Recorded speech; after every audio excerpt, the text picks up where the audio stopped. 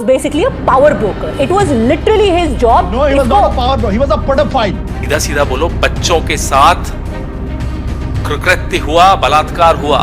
PM की आंख में डर दिखता है। दिख रहा है सर।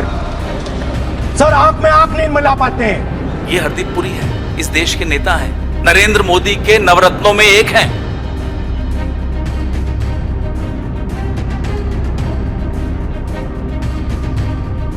जी हाँ दोस्तों, तो क्या फाइनली मोदी का गिरने जा रहा है पहला विकेट? पहली बार एंकर ने मांगी माफी। एनडीटीवी क्यों आया घुटनों पर?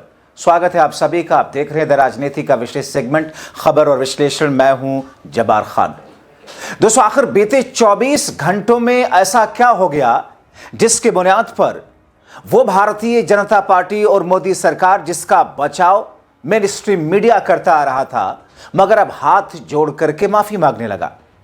आखिर मेन स्ट्रीम मीडिया और एनडीटीवी जैसे संस्थान ने घुटनों पर आकर के देश की जनता के सामने मोदी सरकार को बचाने और उनके मंत्री को बचाने के लिए माफी क्यों मांग ली? आखिर क्यों सोशल मीडिया पर आकर एक लंबा चौड़ा पोस्ट लिखा जाने लगा?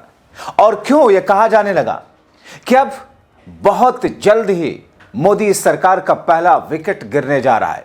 समझो गिर ही गया।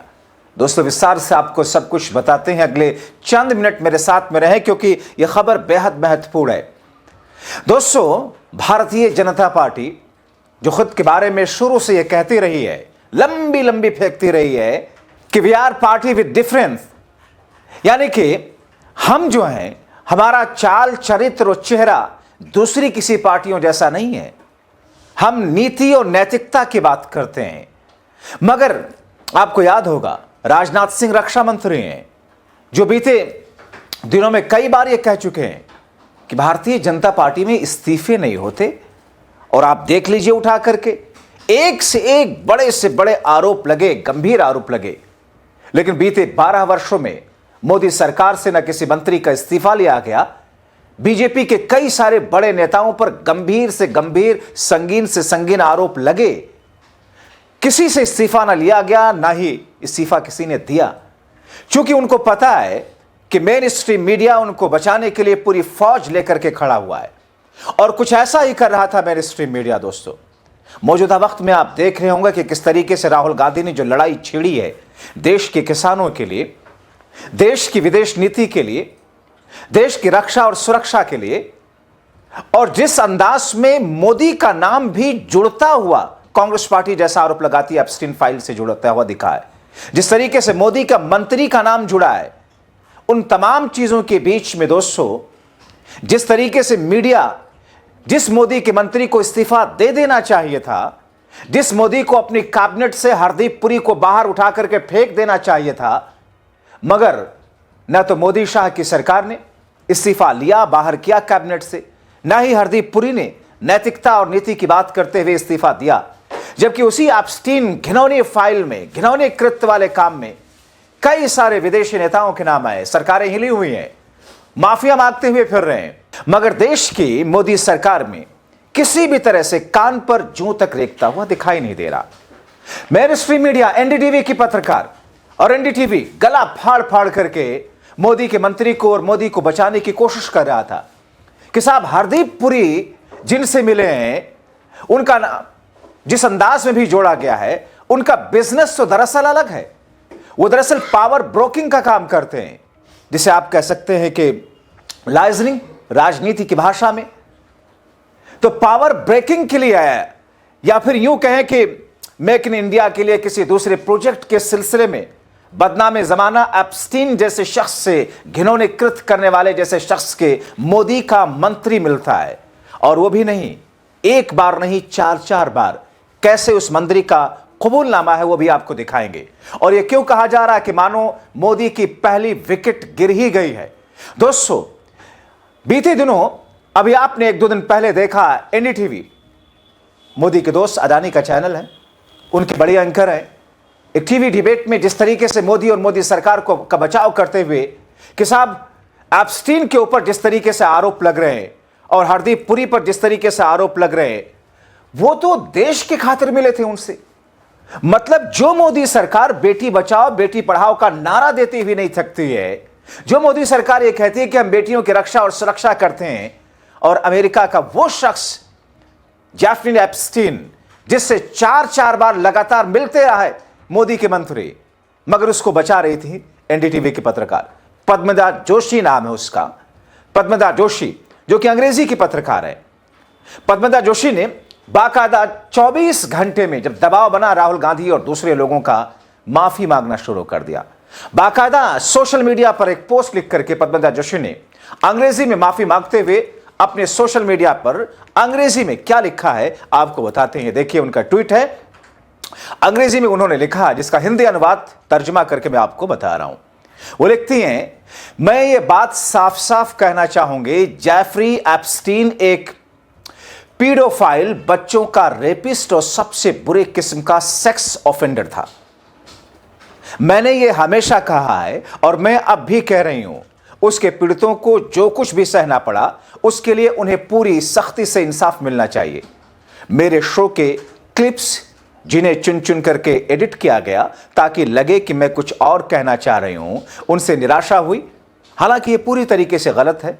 टीवी डिबेट के दौरान मेरा जो मतलब था वो दूर दूर तक नहीं है, लेकिन मैं समझ सकती हूं कि उन क्लिप्स ने कई लोगों को क्यों भड़काया है। इसके लिए मुझे किसी भी गलतफहमी के लिए सच में अफसोस है। एक महिला होने के नाते जो सेक्सुअल क्राइम पर बहुत साफ सोच रखती है, मैं पूरी तरीके से प्रभावित लोगों के साथ में खड़ी हूं और इसके लिए खेद प्रकट करती हूं।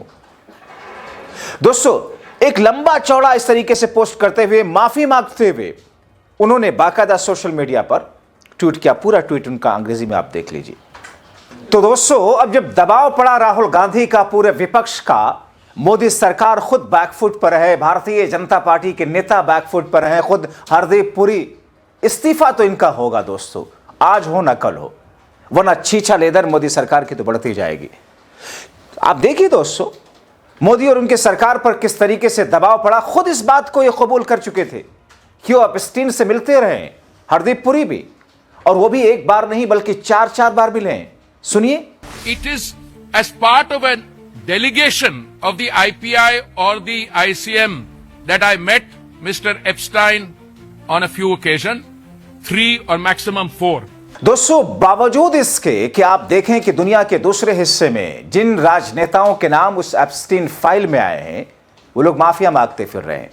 आप ब्रिटेन का उठा करके देख लीजिए हवाला, दूसरे देशों का उठा करके देख लीजिए, सरकारें लड़खड़ाई हुई हैं, माफिया मांगते फिर रहे हैं।